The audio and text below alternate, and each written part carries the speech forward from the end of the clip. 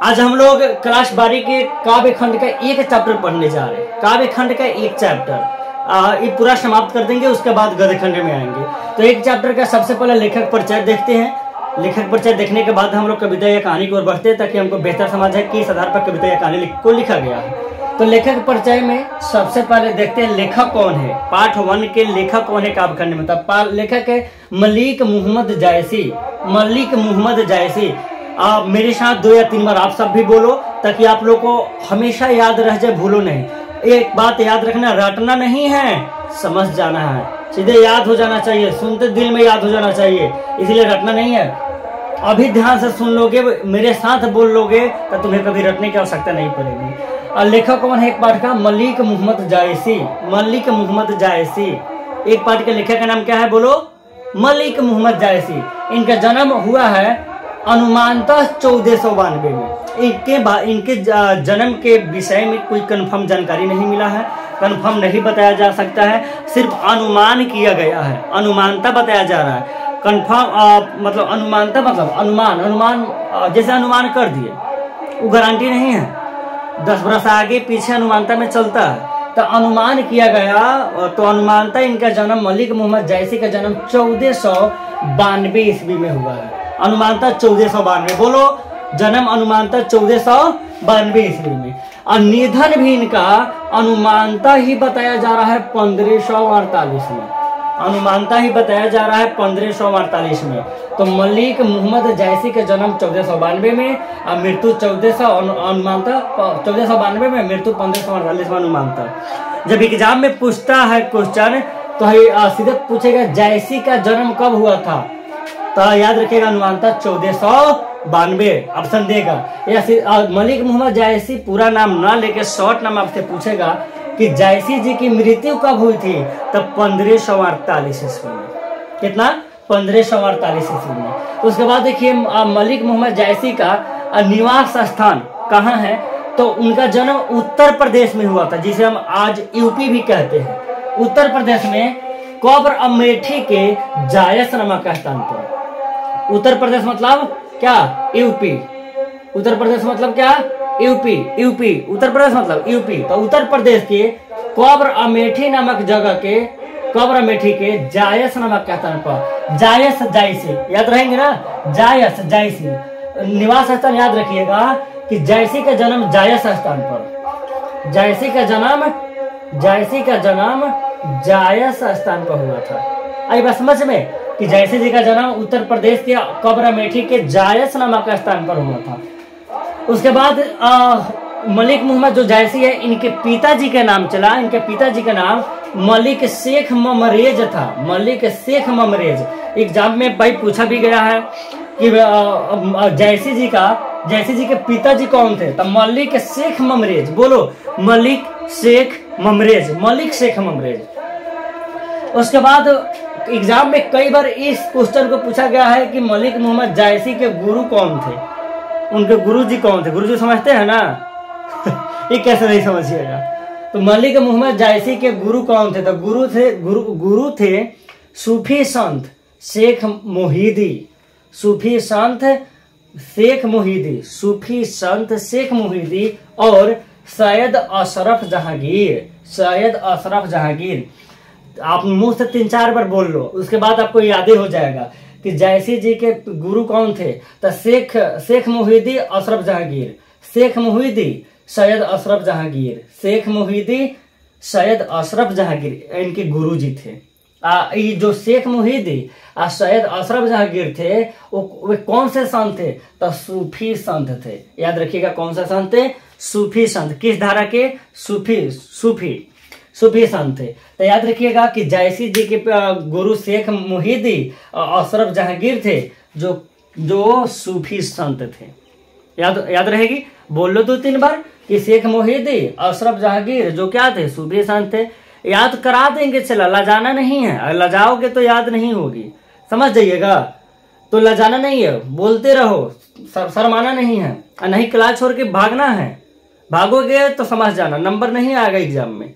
उसके बाद देखिए मलिक मोहम्मद जायसी के बारे में हम आगे बताना चाहते हैं कि इनकी वृत्ति के बारे में, कि इनका जन्म बचपन में ये अनाथ हो गए। अनाथ समझते, जिसका माता पिता नहीं हो, कोई नहीं हो, अनाथ, जिसका कोई नाथ ना हो उसे अनाथ कहते हैं। अनेक शब्दों के बदले में एक शब्द आता है, जिसका कोई नाथ ना हो उसे अनाथ कहते हैं।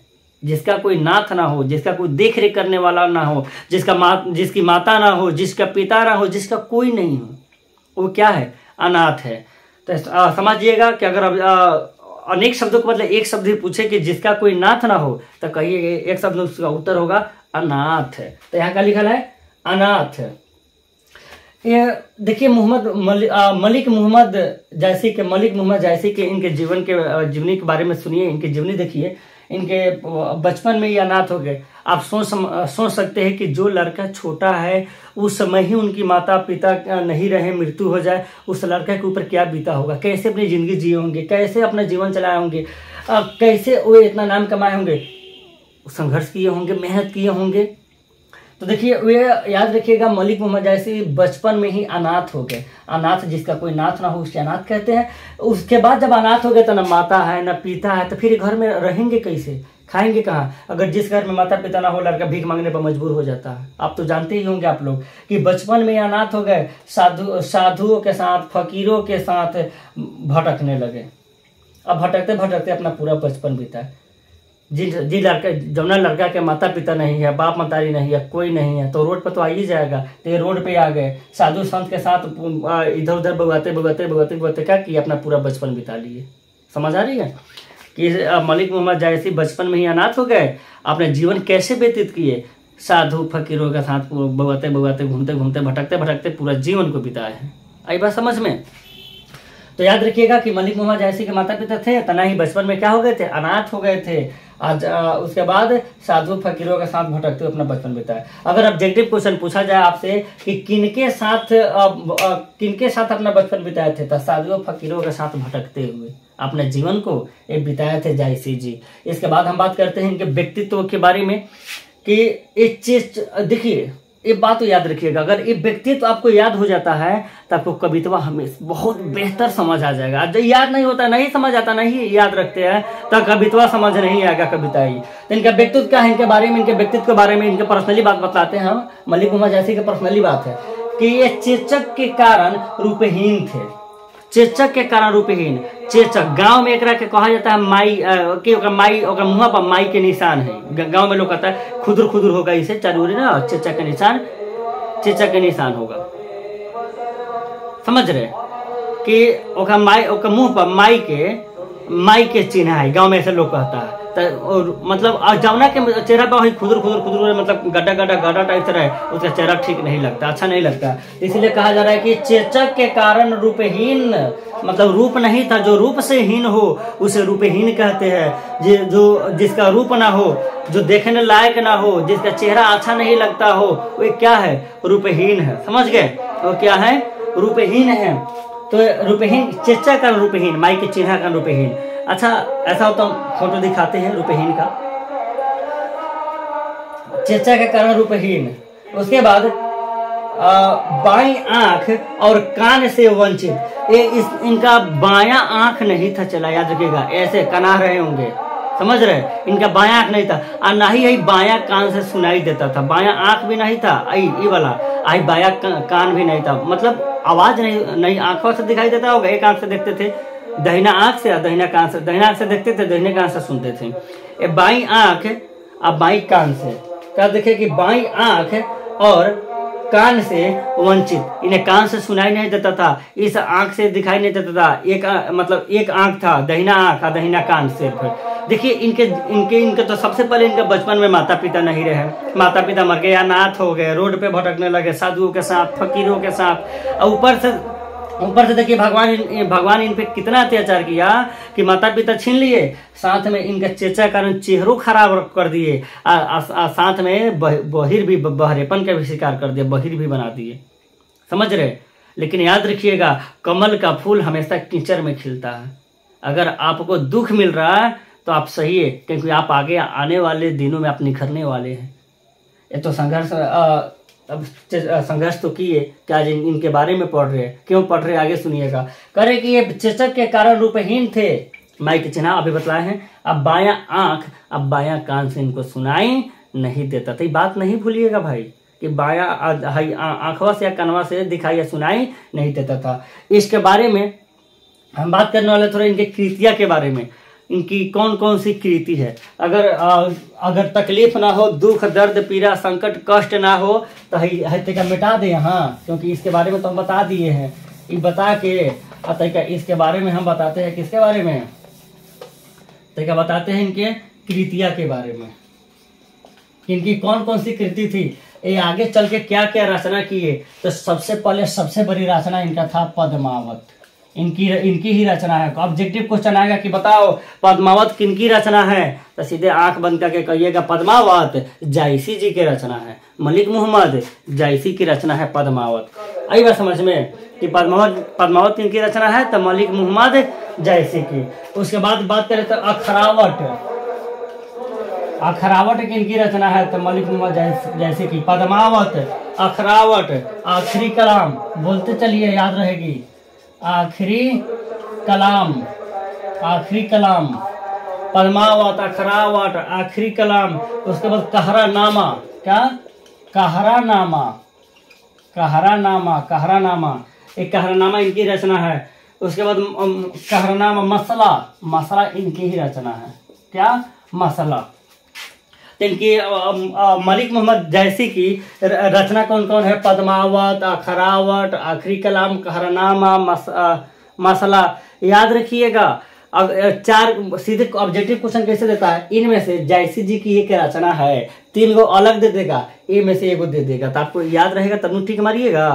तो याद रखिएगा पद्मावत, क्या?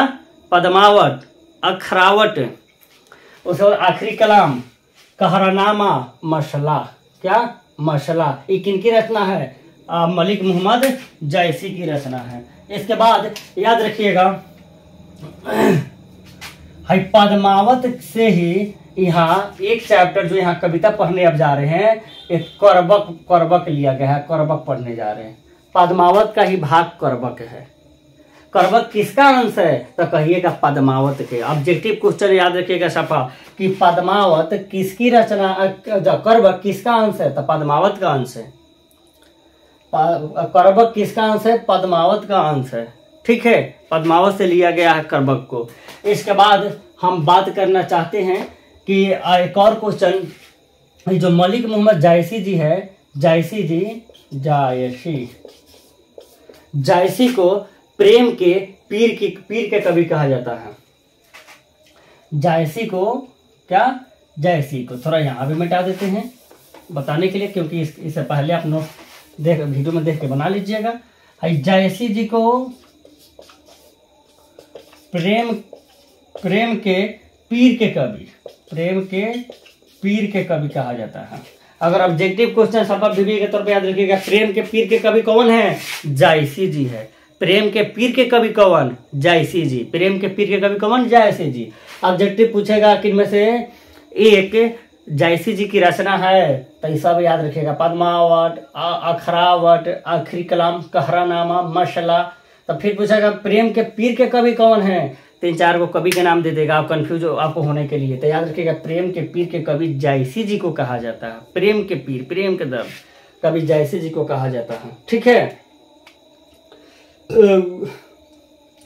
उसके बाद आप इनकी जो यहाँ देखे हैं, आप यहाँ इनके बारे में आप जान गए, इनका व्यक्तित्व, इनका परिचय जान गए। आप लोग नोट्स बनाइएगा, और नहीं तो हम आपको प्रश्न उत्तर भी कराएंगे। ऐसे ही आएंगे क्लास लेके, प्रश्न उत्तर पूरा हम ही तैयार कराएंगे, अपने फिक्र रहिए। अब लेखक परिचय जान गए मलिक मोहम्मद जायसी के बारे में। अब मलिक मोहम्मद जायसी की कविता के पढ़िए कि ये लिखे क्या है। ठीक है, तो देखिए आगे।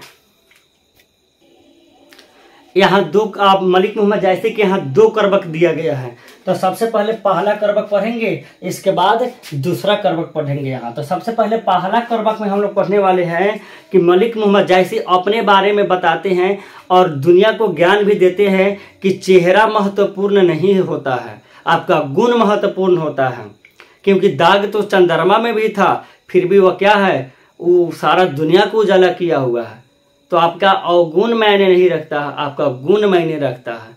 तो ये खुद अपने पर यह कविता पहला जो करबक है, 2 करबक है यहाँ। पहला करबक में ये खुद अपने बारे में परिचय देते हुए लिखते हैं। तो ये देखते हैं आगे कविता। तो एक कविता को हम लोग पढ़ने से पहले समझने से पहले याद रखिएगा, जो कविता होता है ना भाई, जो कविता होता है वह तुक और लयबद्ध होता है। तुक और लयबद्ध। आप सोचिएगा ये तुक क्या होता है, लयबद्ध क्या होता है। अब तो सबसे पहले लयबद्ध को समझ लीजिए। लयबद्ध क्या होता है, कोनो गाना सबको ही गाता है, लेकिन कोनो अकेला में गाता है और कोनो 10 लोग के सामने गाता है। तो आप समझिए कि आप अकेला में गाने वाले हैं कि 10 लोग के सामने में गाने वाले हैं। अब ये कौन सी बात हुई? तब बात यह हुई कि आप इसलिए नहीं गाते होंगे क्योंकि आप कहते हैं कि ना मेरे पास काला नहीं है। काला समझ रहे हैं, मेरा सुर नहीं है, मेरा लय नहीं है। गाते हैं तो सभा भैंसी लेखा आवाज निकलता है, समझ गए? तो लयबद्ध नहीं कहेगा। लेकिन जो गाता है ना, कहता है आप बहुत गजब गाया भाई, बड़ी सुंदर गाता है, मतलब उसमें लय है, वह लयबद्ध गा रहा है, बहुत बेहतर गा रहा है, समझ रहे? तो अब लयबद्ध समझ गए। जेका काला बैठे वो लयबद्ध है, लय से गा रहा है।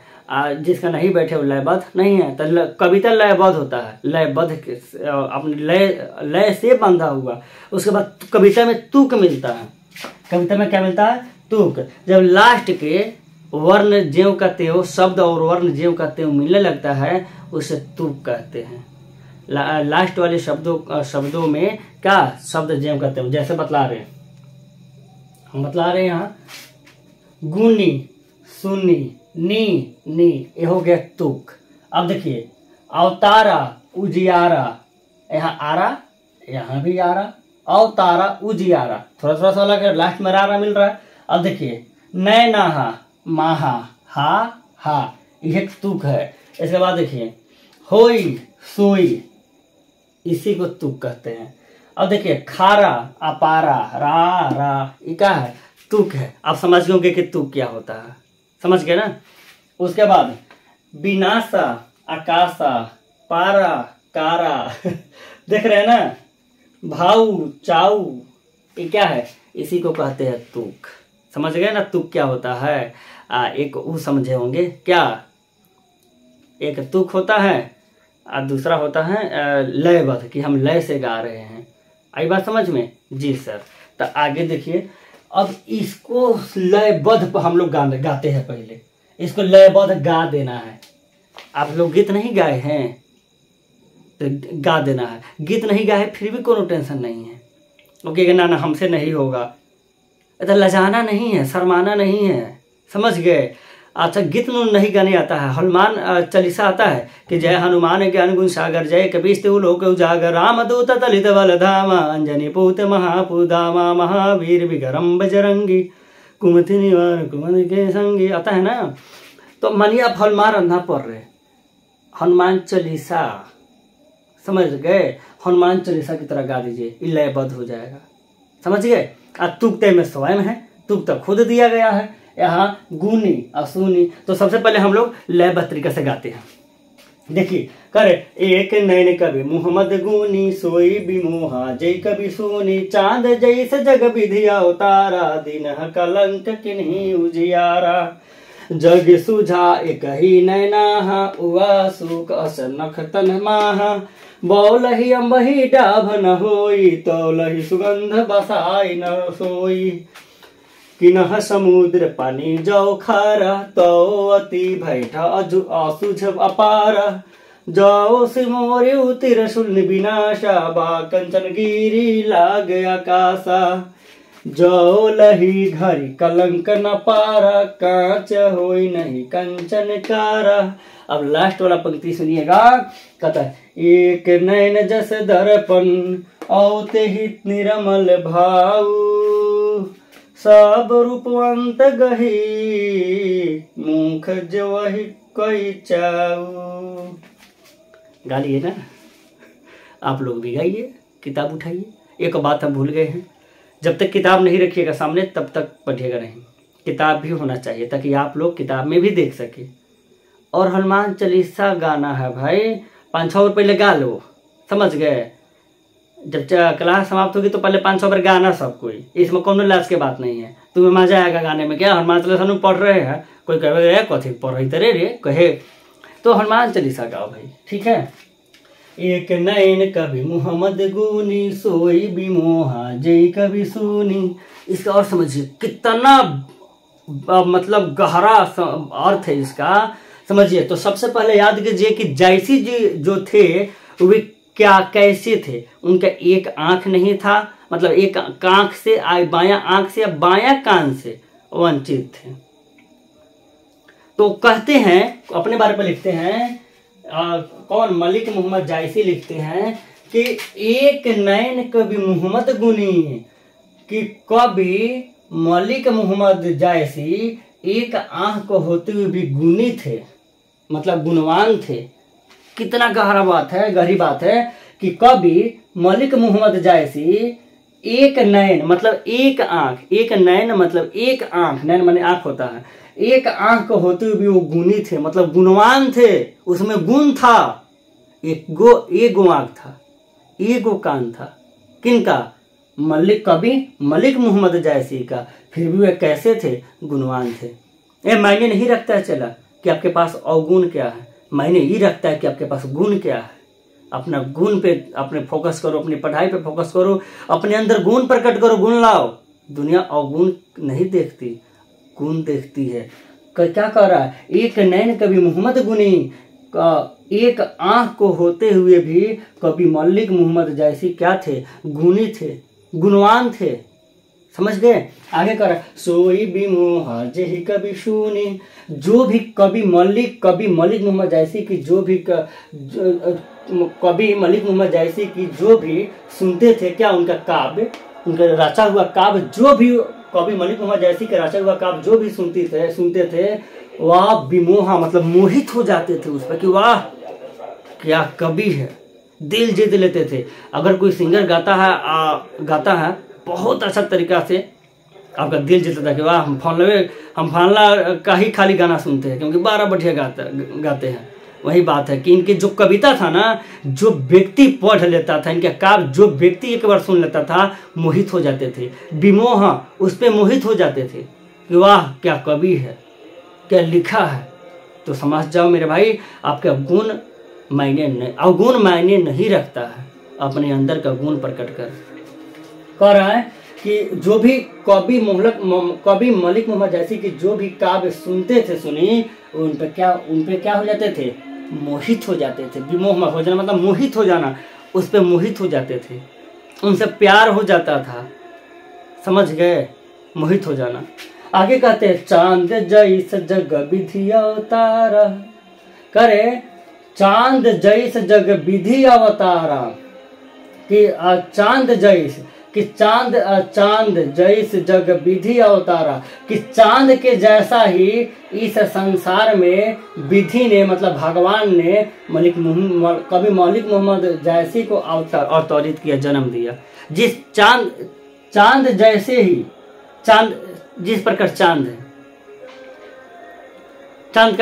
चांद में कलंक है क्या, कि उसमें दाग है, पर कौन उसका दाग देखता है, उसका उजाला देखता है, सारे दुनिया को उजाला करता है, सारी दुनिया उसके उजाला में है, सारी दुनिया को वह प्रकाश से भर देता है।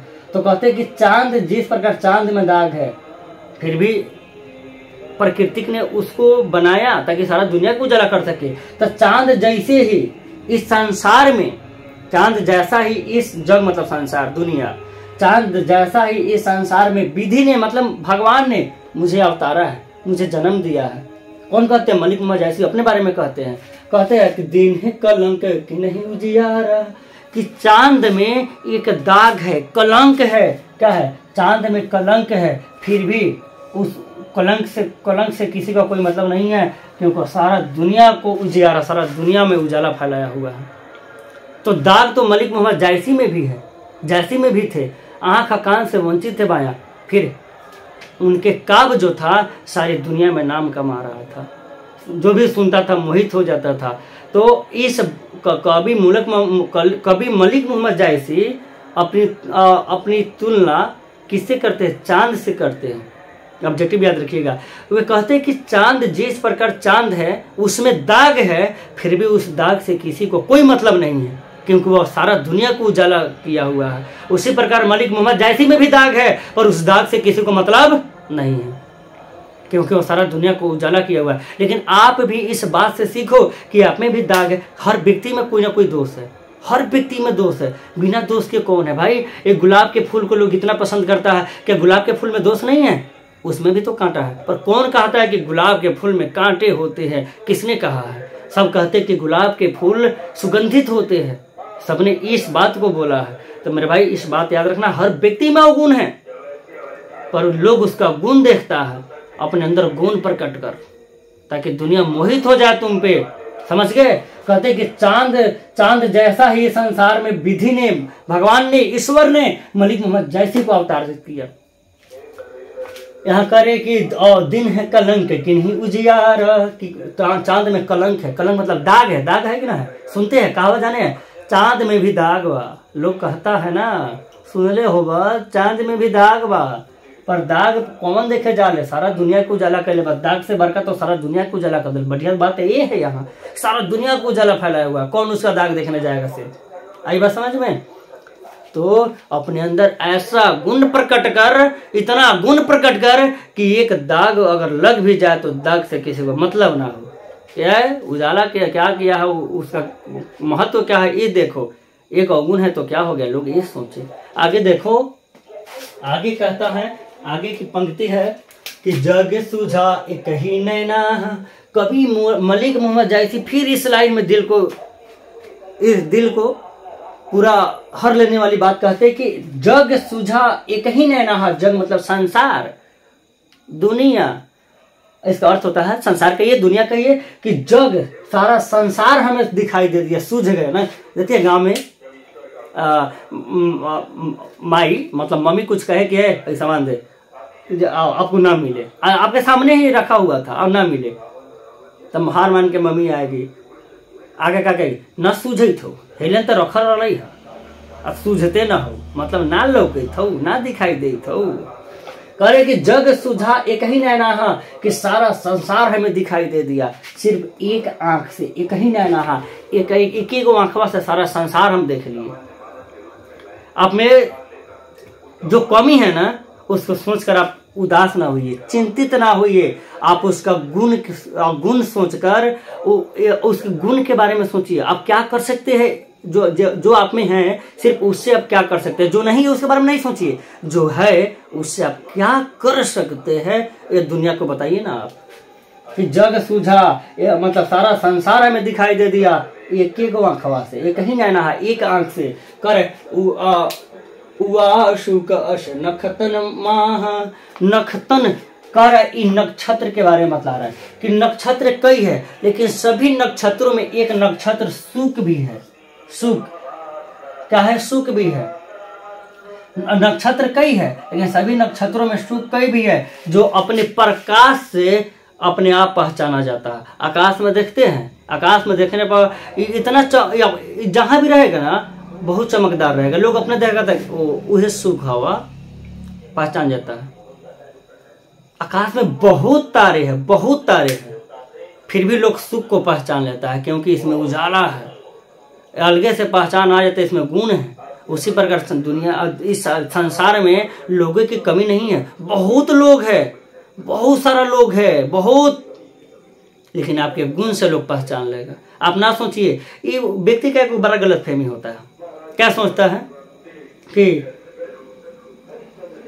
वो हम कैसे ही काम हमसे कैसे हो जाएगा, मेरे जैसा तो बहुत कोई है अभी, हमसे भी बेहतर है। काहे आप ही क्या नहीं सोचते हैं कि हमसे बेहतर कोई नहीं, मतलब विश्वास से बोलिए, घमंड से नहीं, कि हमसे बेहतर कोई नहीं, हम कर सकते हैं, मैं ही कर सकता हूँ। ये नो आपका घमंड है, मैं कर सकता हूँ, ये आपका विश्वास है। अपना विश्वास को जगाइए, बोलिए कि मैं कर सकता हूँ। तो जब एक आंख से इनको सारा संसार दिखाई दे दिया, जिस प्रकार नक्षत्रों में सुख अपनी एक अलग पहचान है, लोग सीधे पहचान जाता है। इतना तो लोग है, आप में गुण होगा, लोग अपने पहचान जाएगा। कितना सारा मतलब दुनिया में कितने सारे लोग हैं। मलिक मोहम्मद जैसी के बारे में पढ़ रहे हैं ना, क्योंकि इसमें इतना अवगुण होते हुए भी चेहरा ना हो था, चेहरा देखने लायक नहीं था, रूपहीन था। समझ रहे? चेचक के कारण चेहरा में गड्ढा पड़ा हुआ था, ठीक नहीं दिखाई देते थे, फिर भी नाम पढ़ रहे हैं ना इनका, क्योंकि इनमें गुण था। तो अपने अंदर वो गुण पैदा कर जैसे व्यक्ति तुम्हें देखे। समझ गए? आगे कहता है बौलही अम्बही डाभ न होई, तौलही सुगंध बसाई न सोई। कहते हैं कि बौलही अम्बही डाभ न होई, तौलही सुगंध बसाई न सोई। मेरा भाई, इसका कहने का मतलब है कि जब तक अम्बही में डाभ नहीं होता है, मंजर नहीं होता है, मंजना मुजरा गल हुआ हमारे नहीं कहते हैं कि जब तक अम्बही में, जब तक आम में मोजर नहीं होता है, डाभ नहीं होता है, तब तक वह सुगंधित नहीं होता है, उसमें सुगंध नहीं बसता है। जब तक यहाँ तब तक, यह बहु जब तक, यह तब तक, जब तक आम में डाभ नहीं होता, जब तक आम में मंजर नहीं होता, तब तक उनमें सुगंध नहीं बसता है। सुगंध तब आता है जब पहले मोजर होता है। समझ गए? मतलब पहले अवगुण होगा, और उस अवगुण को ध्यान में रख के खूब मेहनत कीजिए, तब इधर आप में गुण आएगा, सुगंधित होएगा, सारा दुनिया आपके बारे में जानेगा। गुण भी आना जरूरी है, अवगुण आना भी जरूरी है, ताकि आपके अंदर ऐसा गुण आए कि सारा दुनिया में नाम चले। आगे कहते हैं कि किन्हा समुद्र पानी जौ खारा। कहते हैं कि किन्हा समुद्र पानी जौ खारा। समुद्र का पानी वाह विशाल है, समुद्र विशाल, कितना जितना बताया जाए उतना कम है। विशाल समुद्र है, बहुत पानी है। इतना विशालता होते हुए भी उसमें वो अवगुण है। क्या है? वो खारा है। सुने है ना, समुद्र का जल क्या होता है? खारा होता है। आप प्यास नहीं बुझा सकते, आप पी नहीं सकते, इतना तो बड़ा है, अपार है, असूझ है, पर क्या है? वो खारा है। कहते तो अति भयठ असूझ अपारा। समुद्र इतना विशाल है, उसका पानी फिर भी खारा है, फिर भी अति असूझ अपार है, असूझ है, अपार है। इसके बारे में समझिए, दोनों लाइन के बारे में, कि समुद्र का पानी क्या है? खारा है। समुद्र में भी एक गुण है कि उसका पानी क्या है? खारा है, लेकिन उसमें एक गुण भी है क्या? कि असूझ है, अपार है। असूझ, जहां तक ना सूझे, मतलब जहां तक सूझे वहां तक पानी है पूरा। क्या करेगी? समुद्र में एगो अवगुण है कि वह क्या है? खारा है उसका पानी, फिर उसमें गुण यह है कि वह असूझ है, अपार है। करे कि जौ सुमेरु त्रिशूल विनाशा, भा कंचना गिरी लागे आकाशा। कहते कि जैसे ही शंकर जी ने अपने त्रिशूल से सुमेरु पर वार किया, सुमेरु पर्वत पर चलाया, वो विनाश हो गया। जैसे ही शंकर जी ने अपने त्रिशूल को सुमेरु पर्वत पर चलाया, उसका क्या हो गया? विनाश हो गया। और उसके बाद वह कंचना गिरी लाग आकाशा, ऐसा जब चलाया शंकर जी किस पे? सुमेरु पर्वत पे, तो लगा कि विनाश हो जाएगा। ऐसे चलाया, उसके बाद देखा कि जब चल गया, लोग लगा कि अभी विनाश बर्बाद हो जाएगा, फिर देखा कि और सोने में बदल के आकाश को छू रहा है। जब तक तुम्हें चोट ना लगे तब तक तुम कुछ नहीं खो सकते, तुम्हें गुण नहीं आ सकता, कुछ नहीं बन सकते। समझ आ रही है? कहते हैं कि जैसे ही सुमेरु पर्वत पर त्रिशूल चलाया गया, लगा कि विनाश हो जाएगा, लेकिन देखा गया कि वे सोने में बदल गया। शंकर जी का त्रिशूल लगते उस सोना में बदल गया, तो वह आकाश को छू रहा था। तो इसमें भी सुमेरु में भी एक अवगुण है कि त्रिशूल से चोट पहुंचाया गया था। फिर उसका परिणाम क्या निकला? कंचना गिरी, कंचन सोना में वह पर्वत, गिर मतलब पर्वत, वह कंचन मतलब सोना, वह पर्वत सोने में बदल गया, आकाश को छू रहा था। कितनी बड़ी बात है, समझ रहे ना? अपने अंदर भी चोट लगने दे भाई। कभी मलिक मोहम्मद जैसे के अंदर क्या चोट की कमी है भाई? चेहरा नहीं है, रूपहीन है, माता पिता नहीं थे, बचपन में अनाथ हो गए थे, सारा जीवन इधर उधर भटकते भटकते भिखारियों की तरफ अपना जीवन बिताए। क्या अवगुण की बात करते हैं?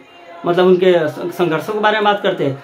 अवगुण वो तो सबसे पहले भगवान उनके साथ है, अनाथ बना दिया, साथ में उसका अवगुण देखिए, चेहरा भी सही नहीं दिए, आंख नहीं दिए, कान से वंचित कर दिए, आंख से वंचित कर दिए बायां। आप समझ रहे ना? तो सबसे पहले आपको जब तक सुमेरु पर्वत लगा और आपके किस में तल गया, कंचन में।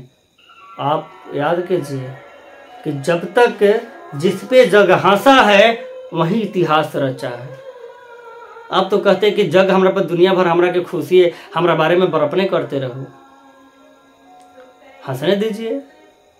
जिस पे जग हंसा है वही इतिहास रचा है। आप रचोगे इतिहास, अपने अंदर का जुनून पैदा कर, अपने अंदर भरोसा रख, क्या नहीं कर पाओगे, सब कुछ कर पाओगे। आगे देख भाई, अगला लाइन है, कहता है कि जौ लही घरी कलंक न पारा, कांच होई नहीं कंचन कारा। कहते हैं कि जौ लही घरी कलंक न पारा, कांच होई नहीं कंचन कारा। ओए भाई, जो जब तक तुम्हारे कलंक की घड़ी नहीं आती, कलंक की तुम्हें अपार मतलब तुम्हारे अंदर जब तक कलंक की घड़ी नहीं आती, कलंक दाग नहीं लगता, तब तक आप तब तक आप कंचन में नहीं बदल सकते, सोने में नहीं बदल सकते। अपने अंदर भी चोट लगना जरूरी है ताकि आप सोना में बदल सको। समझ गए। आगे कहता है कि एक नयन जस दर्पण, एक नयन जस दर्पण, औते ही निर्मल भाव, सब रूपवंत गहि मुख, जो वही कई चाऊ।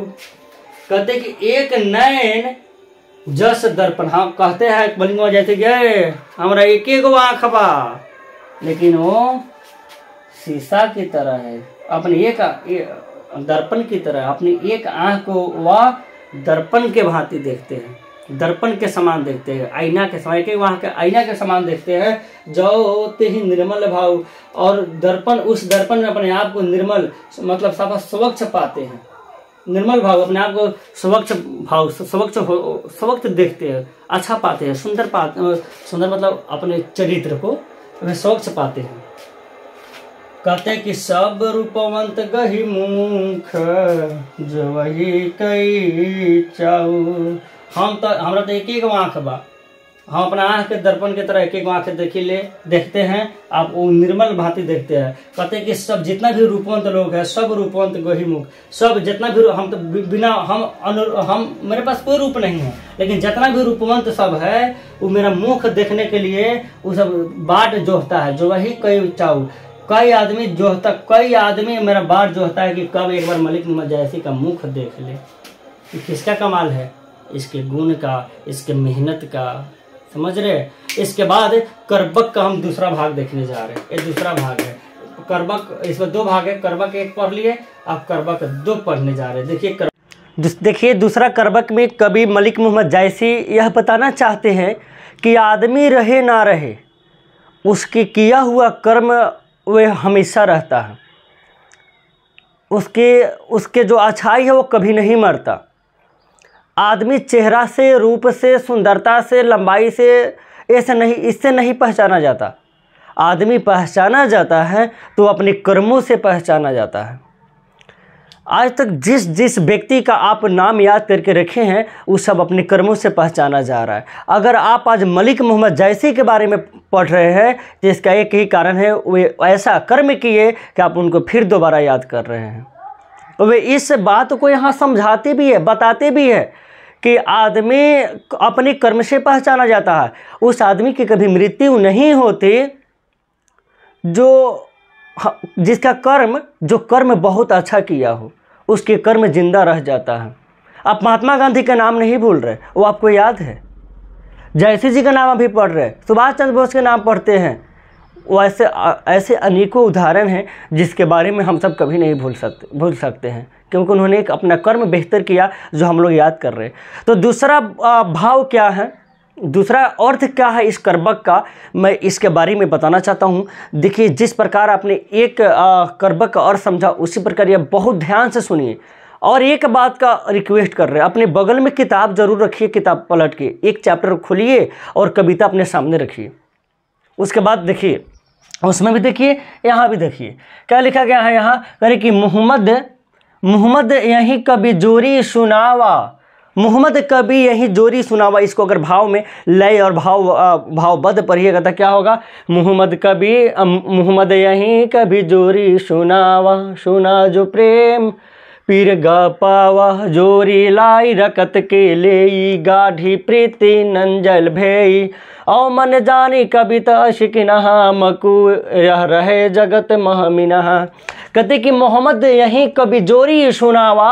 मोहम्मद कौन? मलिक मोहम्मद जायसी कहते हैं। मोहम्मद मतलब मलिक मोहम्मद जायसी, कि मलिक मोहम्मद जायसी कहते कि यही कहते हैं कभी मलिक मोहम्मद जायसी यही कहते हैं कि जोरी सुनावा, मतलब अपने पंक्ति को जोड़ के हाथ अपने पंक्ति को जोड़ जोड़ के यह बात सुनाना चाहते हैं, बताना चाहते हैं कवि मलिक मोहम्मद जायसी। यहाँ कवि है कवि मलिक मोहम्मद जायसी। यह अपने काव्य को जोड़ जोड़ के एक एक बात को अर्थ लिख लिख के एक एक शब्द ला ला कर यह जोड़ जोड़ के यह सुनाना चाहते हैं। हम किसको? हम सब को यह बताना चाहते हैं कि क्या कि सुना जो पे मैं पीर गफावा, कि जो जोड़ जोड़ के लिखे अपनी रचना, और जब वो लिखे रचना अपनी जो भी उनकी रचना को पढ़े, जोरी सुनावा, अपनी रचना को जोड़ जोड़ के लिखे और उसके बाद लोगों को सुनाए। और जब सुनाए तो लोगों ने जब सुना तो वे प्रेम के पीर गा पावा, वे प्रेम के पीर दर्द का अनुभव किया।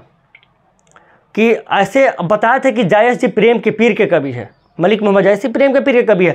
जो भी इनकी रचना को सुना प्रेम के पीरा का अनुभव किया, प्रेम के दर्द कष्ट का अनुभव किया। आगे कहते हैं कवि मलिक मोहम्मद जायसी, देखिए कितनी अच्छी पंक्ति है यहाँ। फिर कहते हैं कि जोरी लाई रकत के ले, गाढ़ी प्रीति नंजल भेई, कि जोरी लाई रकत के ले के अर्थ होता है गोंद, ले का अर्थ होता है गोंद चला। क्या प्यारो? गोंद होता है ले का अर्थ। देखो ले का अर्थ होता है गोंद। आपको गोंद क्या? वही जो गोंद नहीं समझते जो चिपकाया जाता है, मतलब आप पाना साटिए, जो भी कुछ पाना वगैरह कापी वगैरह फट जाते थे, किताब फट जाता था तो बचपन में गोंद से सारते थे। ले मतलब गोंद। कहते हैं कि तो ये एक लई होता है जिससे किताब कॉपी फट जाने पर साटा जाता है। लेकिन ये कहते हैं कि रकत के लई, कि हम रक्त माने खून, हम अपने खून के लई से मतलब खून के गोंद से जोरी लाई, मैंने अपने काव्य को रच रच के लिखा। अपने काव्य को जोड़ जोड़ के लाया है, अपने काव्य को जोड़ जोड़ के मतलब रचा है। पर कि कैसे रचा है? रक्त के गोंद से रचा है। अपनी मेहनत के बारे में बताते हैं, अपने संघर्ष के बारे में बताते हैं कि मैंने क्या किया है, मैंने रक्त के लेई से जोड़ जोड़ के लिखा है। न कहते कि मेरा खून पसीना बहा है इस काम को करने में। तो ये खून पसीना दोनों लगा के अपना रचना को रचे हैं। ये अपना विश्वास को बतलाते हैं कि मैंने रकत के लेई से क्या किया है, जो दूसरा करबा के इनकी जो कविता है मैंने इसे रचा है।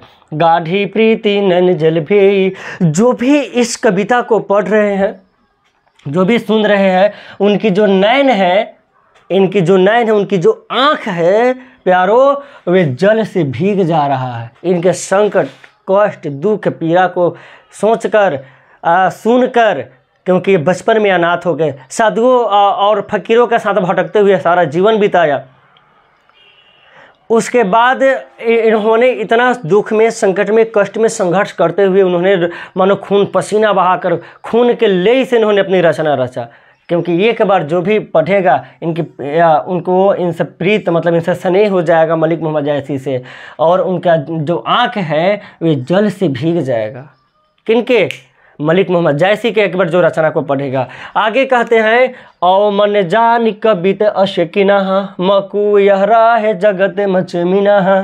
कहते हैं कि औ मन जानी कबित अशकिना, कहते कि अब मेरे मन को आप जानना चाहते हो कि जब मैंने कविता रचा, कविता अचकिना मकुयारा है जगत मचमिना चिन्हा, कि ये जगत मतलब मैं रहूँ ना रहूँ। कहते हैं कि मेरे मन की बात अगर जानना चाहते हो तो मैं यही कहूँगा कि मैं रहूँ ना रहूँ, मेरी कविता अवश्य रहेगी और इस जगत में मैं हमेशा अमर रहूँगा। मकुयारा है जगत मचमिना, कि मेरा जो रचना रचा हुआ है इस जगत में, संसार में, दुनिया में हमेशा रहेगा। मैं न मर जाऊँगा, लेकिन मेरी रची हुई रचना हमेशा रहेगी।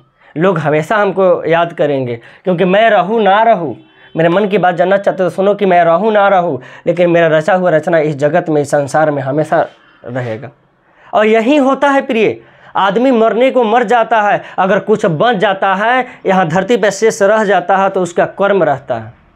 आप कर्म ऐसा करो कि यहाँ धरती पे रह सके। आपको मरने के बाद क्या धरती पर रह जाएगा? आपका कर्म, जिसे आपको लोग याद करेगा। आपको अगर धन दौलत वगैरह सब रह जाएगा, उससे कौन याद करता है? आपका व्यवहार अगर बेहतर तो मरने के बाद लोग याद करता है, आपके बारे में सोचता है, आपको पढ़ता है, आपको जानने की कोशिश करता है। तो कर्म, क्योंकि ये चेहरा, ये आँख, ये शरीर, इससे लोग को कोई मतलब नहीं है। आपका कर्म अगर बेहतर है, आपका कर्म अच्छा है, लोग को इस बात से मतलब है। आपका असर आपके ऊपर तब पड़ता है जब आपका कर्म बेहतर हो। तो देखिए यहाँ कहते हैं कि कहाँ सो रतन सेनी अस राजा, कहाँ सुआ अस बुद्धि उपराजा। कहते हैं कहाँ सो रतन सेनी अस राजा। रत्न सेन एक राजा का नाम यहाँ रख रहा है, रत्न सेन। कहते आपका एक रत्न सेन कहाँ का राजा का नाम आ गया? इनकी रचना का नाम है पद्मावत, अखरावत। ये सब कल बताए हैं, कल नहीं मतलब अभी आप लेखक परिचय में आज ही बतलाए हैं। इनके रचना का नाम है पद्मावत। तो पद्मावत में रतन सेन नाम का एक राजा है और सिंघल द्वीप की रानी पद्मावती है। पद्मावत में पद्मावती रानी है, कहाँ की रहने वाली है? सिंघल द्वीप की। इस बात को तरीका सेट कर लीजिए अपने माइंड में कि रतन पद्मावती जो इनका रचना है, पद्मावत किनका? कवि मलिक मोहम्मद जैसी का। तो उनकी रचना में पद्मावत रचना में पद्मावत में रतन सेन नाम का एक राजा है और सिंघल द्वीप की रानी पद्मावती है। तो कहते कि अपने रचना के आधार पे कि कहाँ सो रतन सेनी अस राजा, कहाँ सुआ अस बुद्धि ऊपर राजा। कि कहाँ रहा वो रतन सेन राजा जिसका इतना नाम था, जो इतना पराक्रमी थे, इतना बलवान थे, इतना संसार में उनका नाम था, पर वो भी कहाँ रह गए? वो भी तो मर गए। तो इस जो शरीर मिला है ना, नश्वर है। हम कोई भी यहाँ इस धरती पर रहने वाला नहीं है, सब मर जाएगा। एक न एक दिन सबका नाश होना तय है। हम भी मर जाएंगे, आप सब भी मर जाओगे। इस धरती पर क्या रह जाएगा? आपका किया हुआ, आपका कीर्ति, आपका जश, आपका यश, आपका किया हुआ कर्म सिर्फ इस धरती पर रहने वाला है। कहता है कि कहाँ सो रतन सेनी अस राजा। इतना प्रक्रमी रतन सेन राजा था, अब वो कहाँ रहा? वो भी मर गए। कि अब कहाँ रहा वो रतन सेन राजा? वो रतन सेन अब वो राजा नहीं रहा। कहते कहाँ सुआ अस बुद्धि ऊपर राजा। कि उस राजा के पास, रतन सेन जो यहाँ राजा है, इस राजा के पास एक सुगा था। सुगा मतलब सुगा, सुगा मतलब तोता, सुगा मतलब तोता, अपने भाषा में सुगा। उसके पास एक तोता था, सुगा था, जो काफ़ी बुद्धि था उनके पास, बहुत बुद्धिमान था। वो तोता बहुत बुद्धिमान था। तो कहते हैं कि अब ना ही वो रतन सेन राजा रहा और ना ही वो तोता रहा, बुद्धिमान तोता रहा। सब का सब खत्म हो गया। जो उपराजा का काम करता था ये सुगा, वो तोता इतना बुद्धिमान था, वो भी कहाँ रहा? उसकी भी मृत्यु हो गई। इस धरती पर कोई नहीं जिंदा रहने वाला है। आपका सिर्फ कर्म आपको जिंदा रखेगा। जैसे मलिक मोहम्मद जैसी के कर्म ही है जो हम लोग आज याद कर रहे हैं। तो वहीं मलिक मोहम्मद जैसी कहते कि कोई जिंदा रहने वाला नहीं है, सब मर जाएगा, आपका सिर्फ कर्म रह जाएगा। कि कहाँ अब रतन सेन राजा भी अब कहाँ रहा?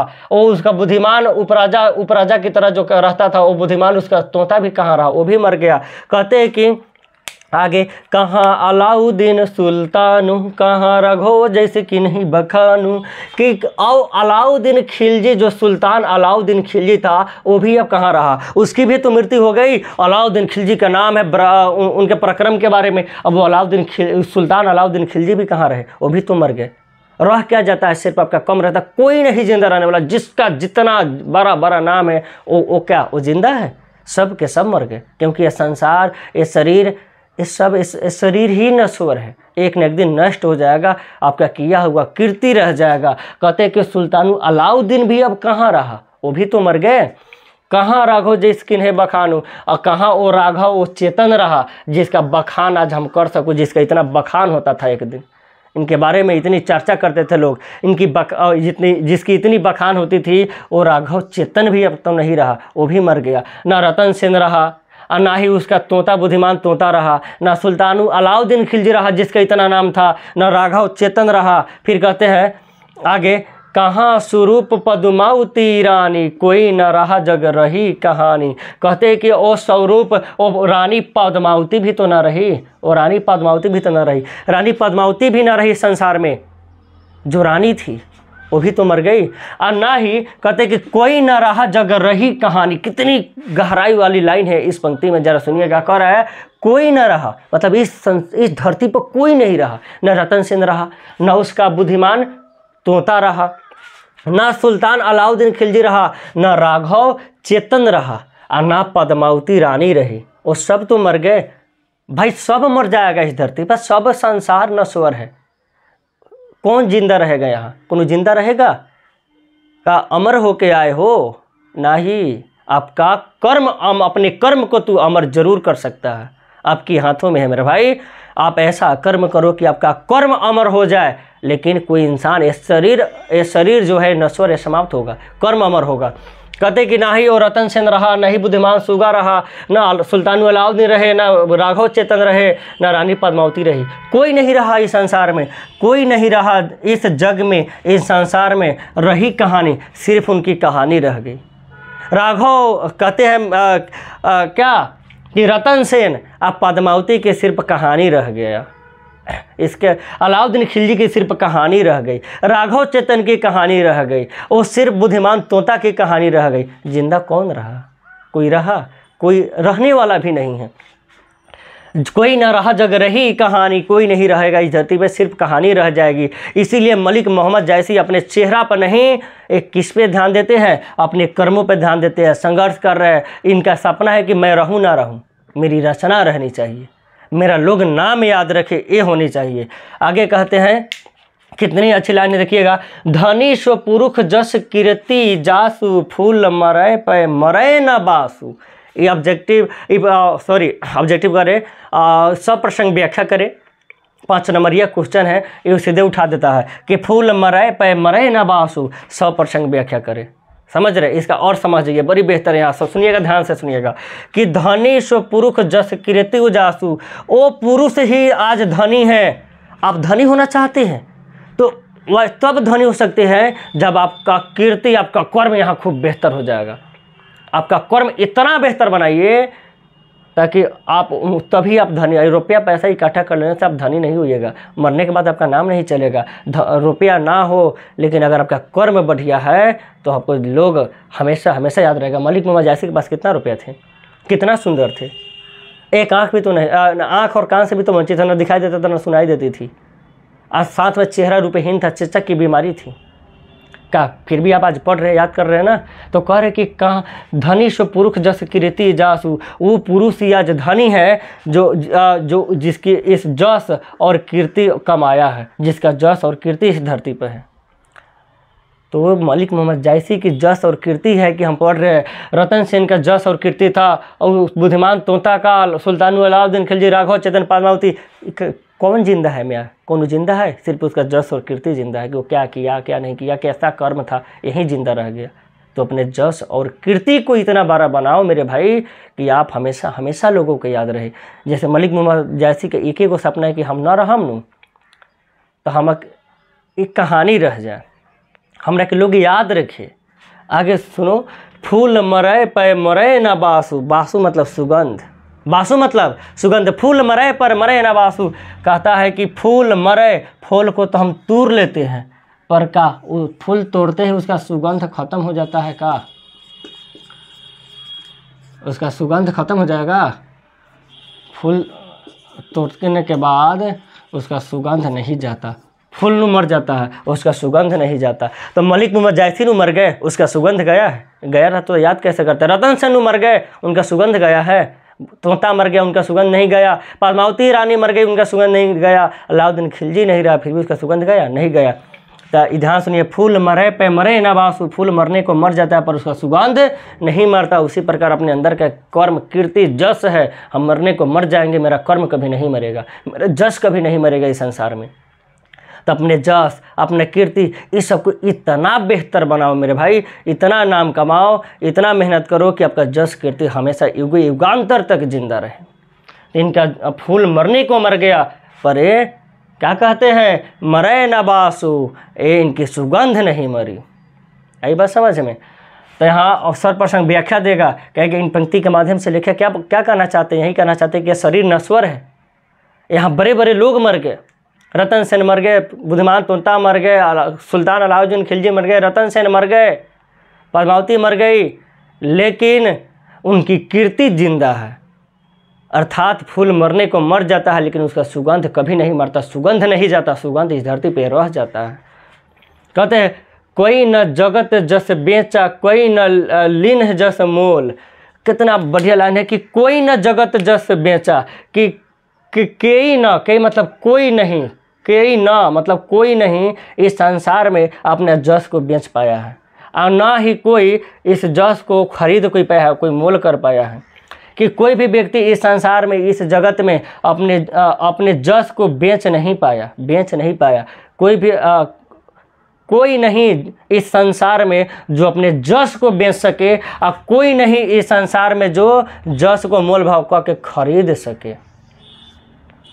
कोई नहीं जस को जो मोल भाव करके खरीद सके, और कोई नहीं है इस संसार में जो अपने जस को बेच सके। अपने कर्म को आप कैसे बेच दोगे? अपने अंदर के यश जस को कैसे आप बेच दोगे? ये कभी नहीं बेचाता, ये कभी नहीं मरता। ये माइंड सेट कर लो। लक्ष्मी भाग सकती है, सरस्वती नहीं भाग सकती। सरस्वती की ये गुण अच्छी है कि आप अगर एक बार सरस्वती को ध्यान से याद कर लो, सरस्वती कभी छोड़ के नहीं जाती। आप, हाँ ये बात है कि लक्ष्मी छोड़ के चली जाएगी, सरस्वती नहीं जाएगी। इसलिए सरस्वती पे काम करो, सरस्वती पे काम करो मेरे भाई, ये छोड़ के नहीं जाती। कहते हैं कि आपका जो अंदर का जस है, जो आपका कीर्ति है, आपका जो कर्म है, इसका कोई आज तक ना संसार में कोई बेच पाया है और ना कोई खरीद पाया है। कौन खरीदेगा भाई? जस कर्म आपका कौन खरीद पाएगा? कोई नहीं। कह रहा है कि जो यह पढ़े कहानी का, इनकी रची हुई रचना या पद्मावत कहानी, पद्मावत सताई अंश लिया गया है यह, कि जो यह पढ़े कहानी, कि जो भी यह कहानी को पढ़ेगा। लास्ट में जयसी जी एक ही को बात का उम्मीद रखते हैं, कहते कि अच्छा जो भी ये धरती पर मेरी कहानी को पढ़ेगा, जो यह पढ़े कहानी, हम संवरे दुई बोल, हमारे बारे में दुगो बात जरूर बोलेगा। तो हम भी तो बोल रहे, सुंदर तो नहीं थे, रूपहीन थे, चिचक हुआ था मुंह में, बाया कान आँख से वंचित थे, फिर भी इनकी रचना के सुनते हैं, इनका जस रह गया। आपके चेहरा, आप कैसे हो, आप में क्या अवगुण है उसका मतलब नहीं है। आप क्या कर सकते हो, आप कितना मेहनत कर रहे हो, उस पर काम कीजिए। चेहरा पर काम नहीं कीजिए, अपने मेहनत पे काम कीजिए। ठीक है, तो यह करबक बहुत बेहतर समझ आया होगा। अगर समझ आ गया हो तो आप लोग लिख दीजिएगा कमेंट में क्लियर सर, हम समझ जाएंगे कि मेरी मेहनत सफल हुई। क्लियर सर लिख दीजिएगा और लगातार बने रहिए। कल प्रश्न उत्तर लेकर लौटेंगे, प्रश्न उत्तर हम कराएंगे, बहुत बेहतर नंबर लाएंगे।